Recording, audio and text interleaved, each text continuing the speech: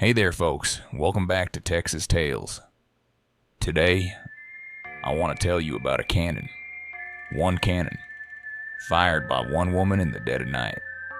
A single shot that stopped the Texas government from vanishing into the darkness. This isn't the Alamo.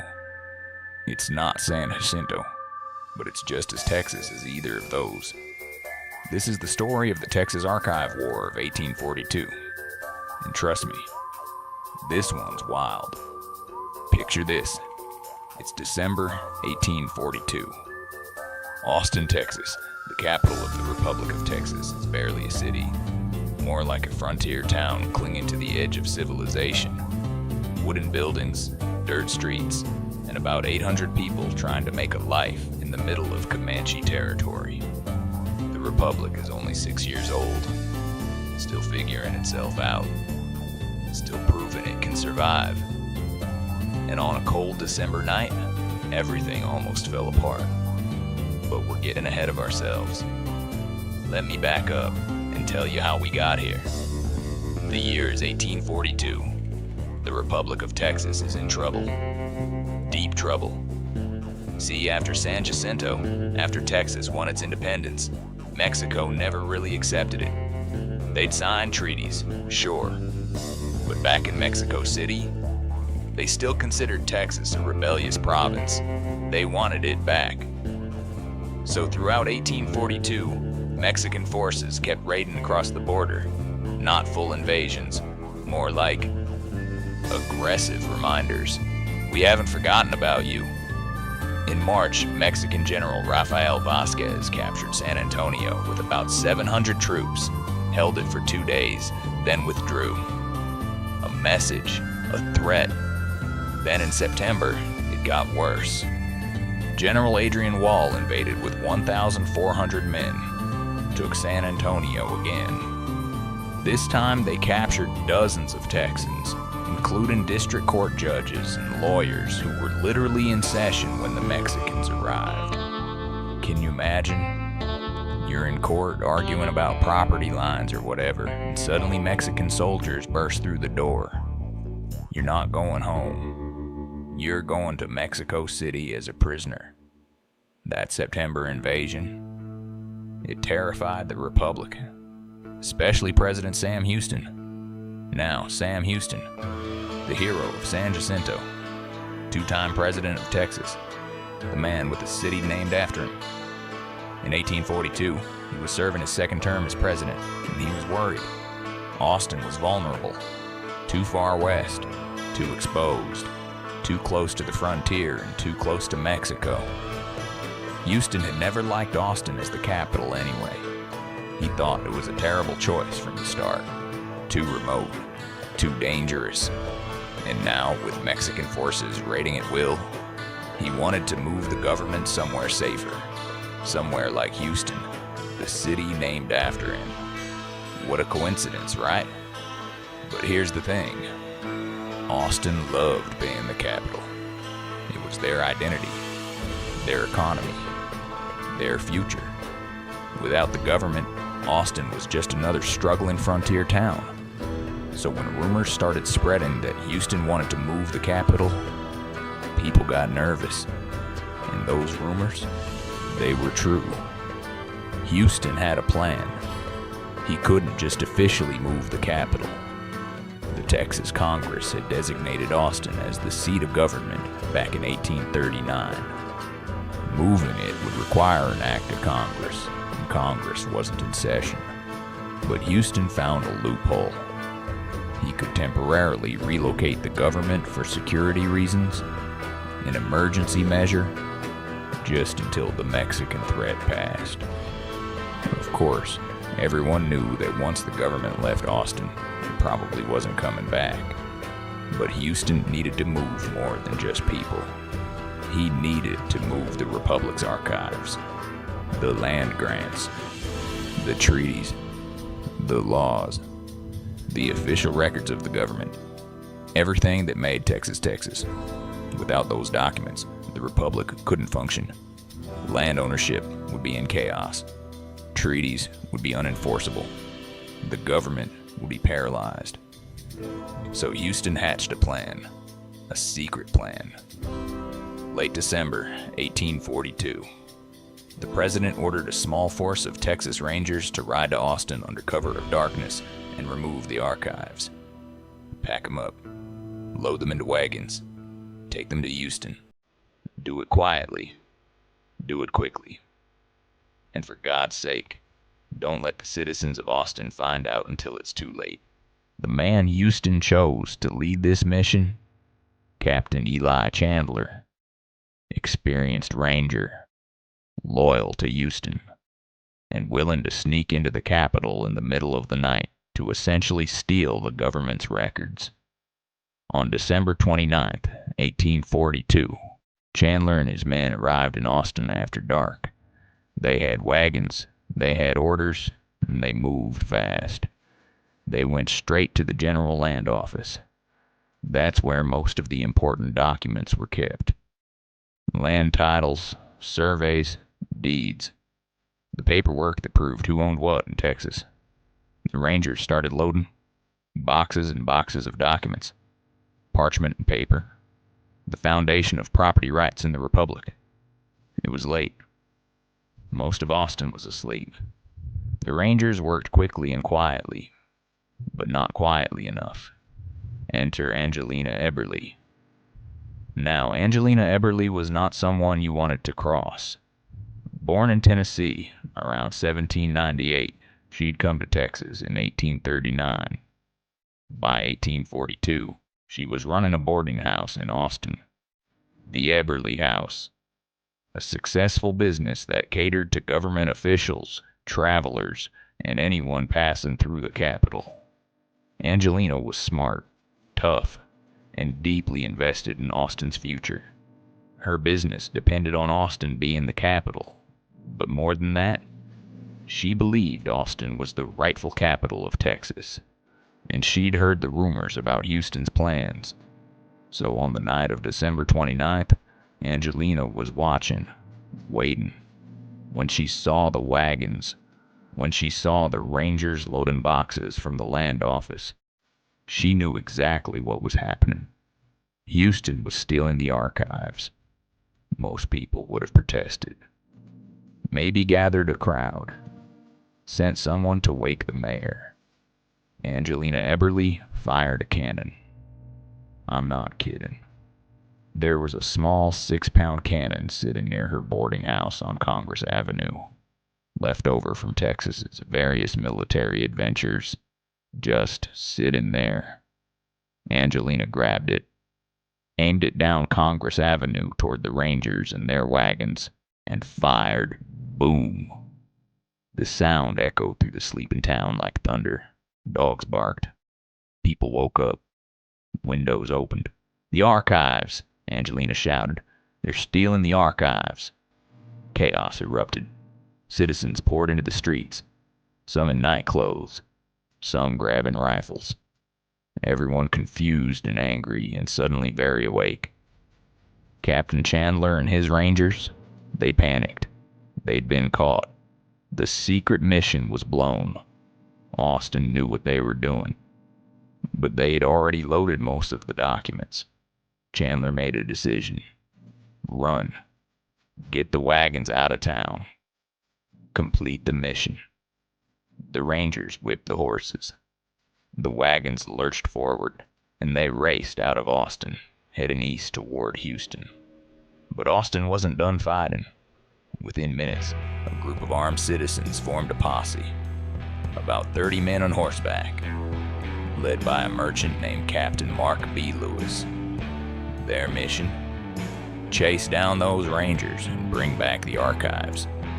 This is where it gets interesting. This wasn't the Texas military versus Mexican invaders. This was Texans chasing other Texans. Citizens versus Rangers.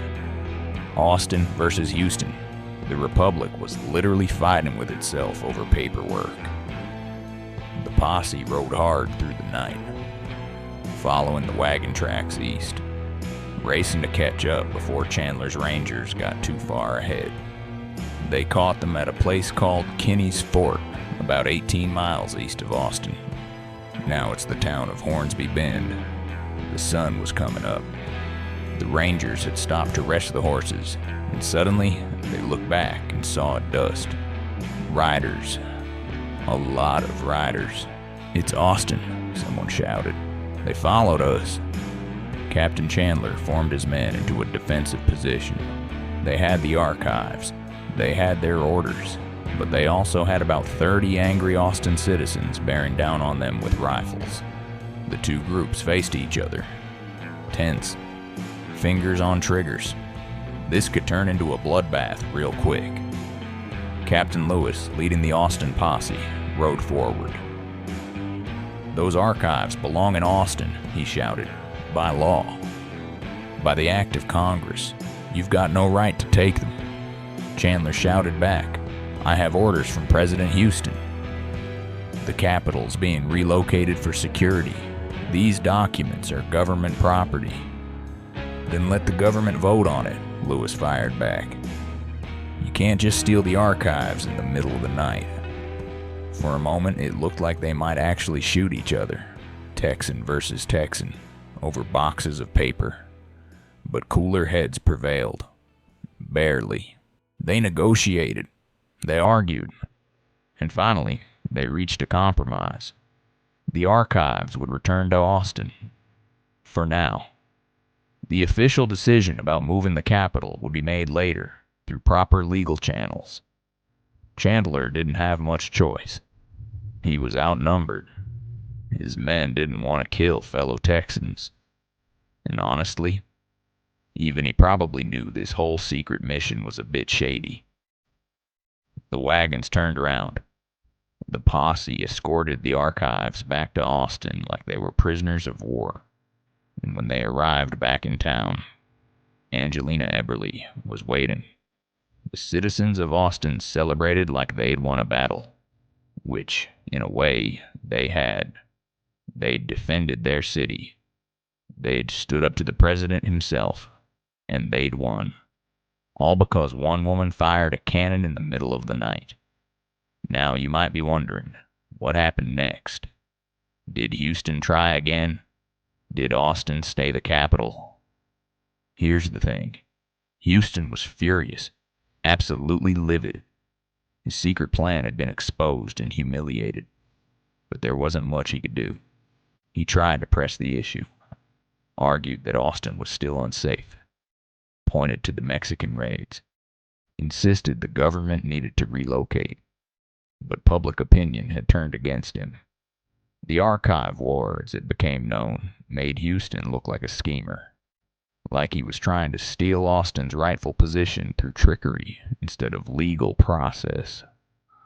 The citizens of Austin had shown that they wouldn't go down without a fight, and other Texas communities started to respect that. Here was a town that stood up to the president, that defended what was theirs, that refused to be bullied. In 1844, the Texas Congress officially confirmed Austin as the permanent capital. No more debates. No more late-night wagon raids. Austin had won. Sam Houston? He eventually got over it. When Texas joined the United States in 1845, Houston went on to become a U.S. Senator, then Governor of Texas. He had bigger things to worry about than where the capital was located. But the damage to his reputation from the Archive War, that lingered. People remembered. They talked about how the hero of San Jacinto tried to sneak away with the government's papers like a thief in the night. And they talked about the woman who stopped him. Angelina Eberly became a legend in Austin. The woman who fired the shot heard round the Capitol. The woman who rallied the town. The woman who saved Austin's future. She continued running her boarding house for years. Became a respected member of the community.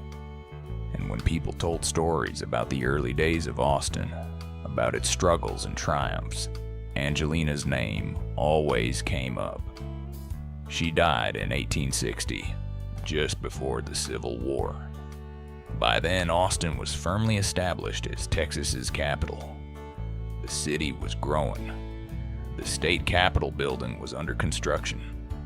Austin's future was secure. And it was all because of that December night in 1842.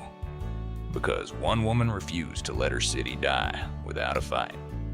Today, if you go to Congress Avenue in Austin, right near East 6th Street, there's a statue. Bronze. Life-sized. A woman standing next to a cannon. It's Angelina Eberly. The woman who fired the shot heard round Austin. The woman who saved the archives and secured Austin's future as the capital of Texas. That statue was erected in 2004, over 160 years after the Archive War. Because Austin remembers. Austin honors the people who fought to keep it alive.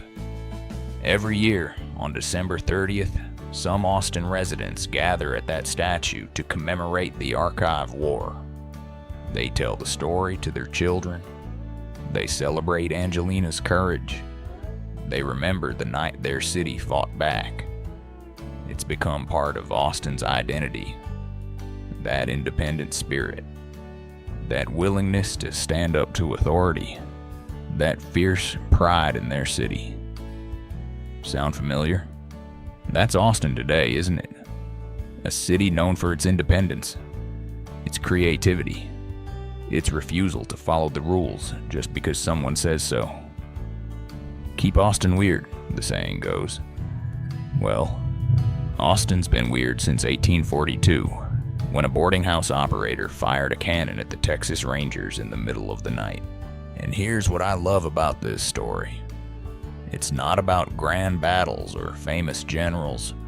It's about ordinary citizens who refused to let their town die without a fight. Angelina wasn't a soldier. She was a businesswoman, a boarding house operator. But when she saw something wrong happening, she acted boldly, dramatically, with a literal cannon. That's the Texas spirit, folks.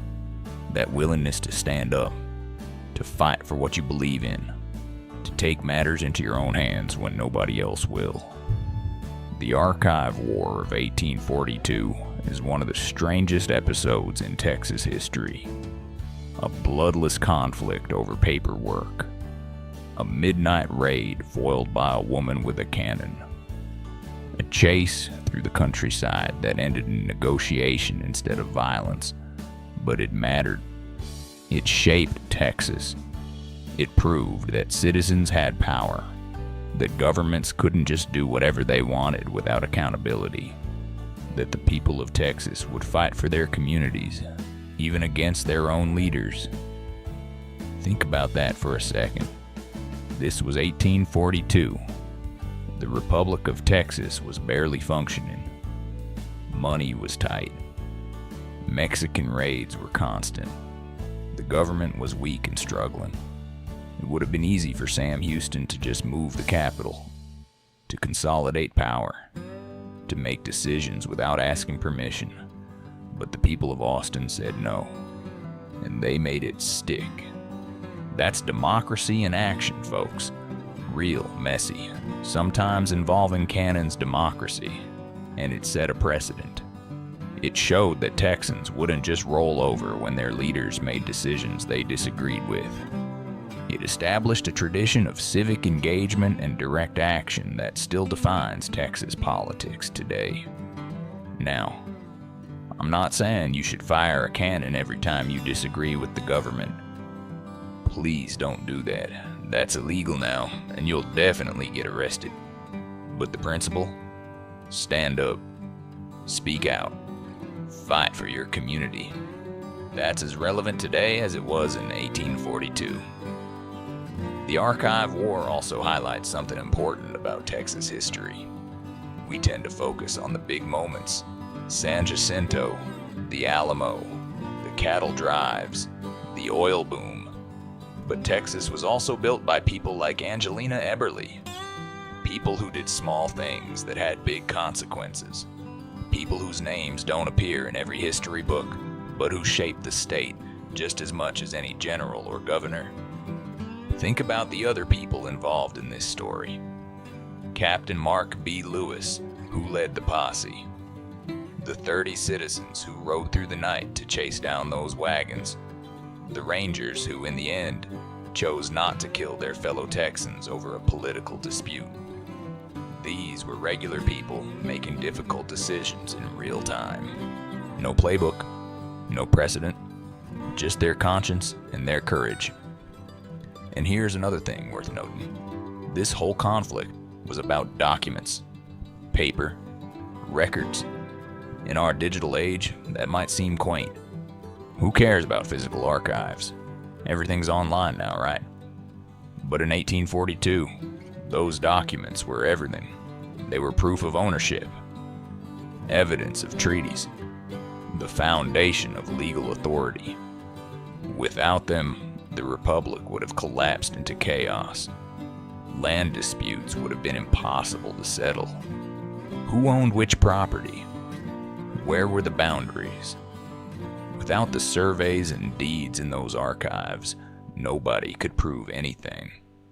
It would have been legal anarchy. And in a frontier society where land was the primary form of wealth, that would have destroyed Texas. So Angelina wasn't just saving Austin, she was saving the entire legal framework of the Republic.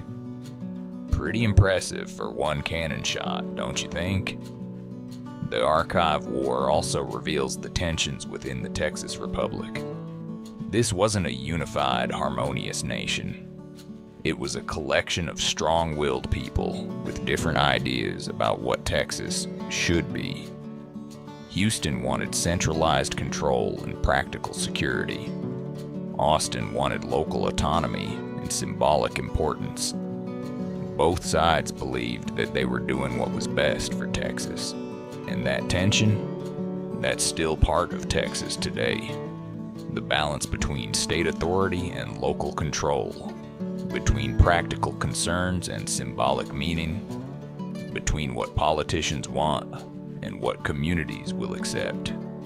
The Archive War was a preview of debates that would continue throughout Texas history, and in many ways are still continuing.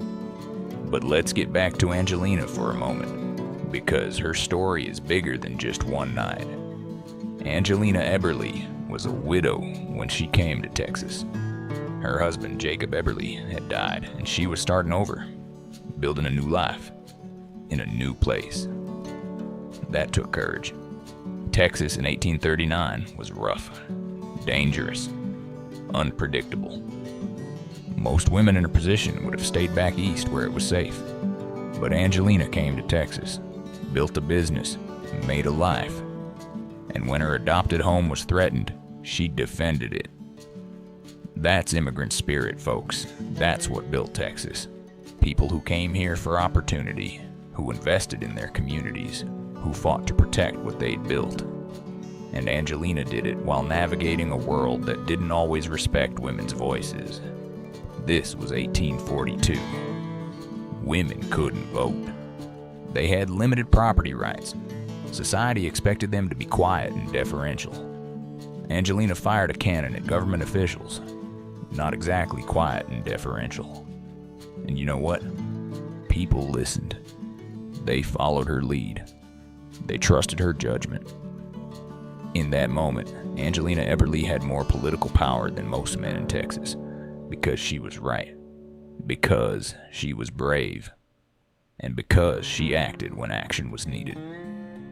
That's leadership, regardless of gender.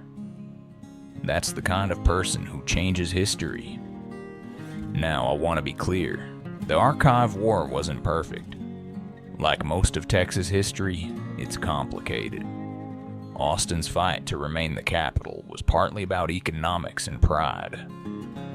Some of the people involved had financial interests in keeping the government in town. This wasn't purely about principle. And Sam Houston, his concerns about Austin's security weren't entirely wrong. The city was vulnerable. Mexican raids were real. His desire to protect the government had some legitimate reasoning behind it. But the way he went about it, the midnight raid, the secrecy, The attempt to bypass democratic process, that was wrong. And the people of Austin had every right to be angry. History is messy. People's motivations are mixed. Good people sometimes do questionable things, and dramatic moments like the Archive War sit at the intersection of principle, self-interest, courage, and politics. But that's what makes it interesting, right? That's what makes it real. The Archive War matters because it shows us that history isn't just about perfect heroes and clear villains. It's about flawed people trying to do what they think is right, sometimes succeeding, sometimes failing, and always dealing with the consequences. Today, when you walk through Austin, you can see the legacy of that December night everywhere. The Texas state capitol, completed in 1888, stands on Congress Avenue. It's one of the largest state capitals in the country, taller than the U.S. Capitol in Washington, D.C., because Texas likes to go big.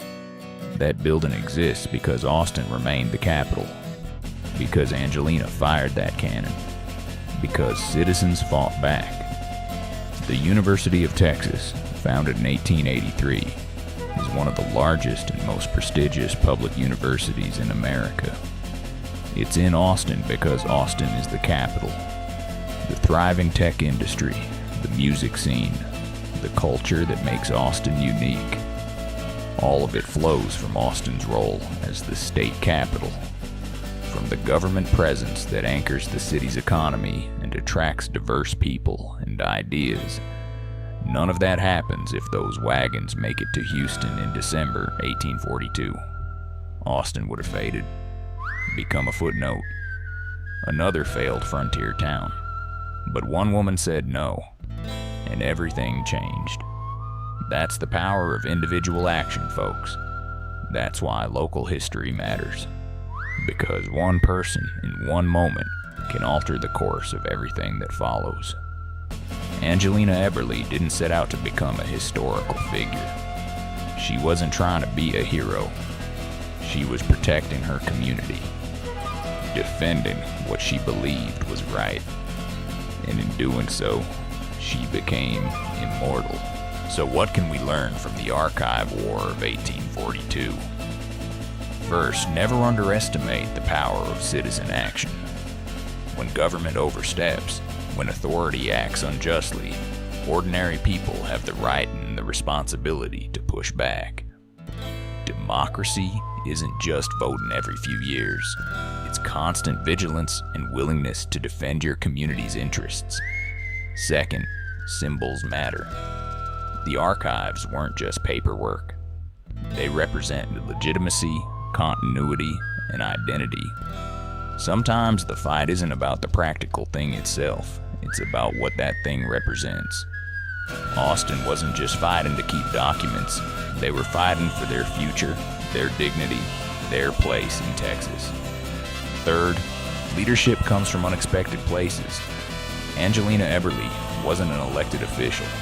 She wasn't wealthy or powerful in traditional terms. But when the moment came, she led, and people followed. True leadership isn't about titles. It's about courage and clarity of purpose. Fourth, history is full of strange, fascinating stories that don't make it into the textbooks. The Archive War isn't as famous as the Alamo, but it's just as important to understand in Texas. There are thousands of stories like this waiting to be told. Moments that shaped our world in ways we don't always recognize. And finally, Texas has always been Texas. That independent streak, that willingness to stand up to authority, that fierce local pride, it didn't start recently.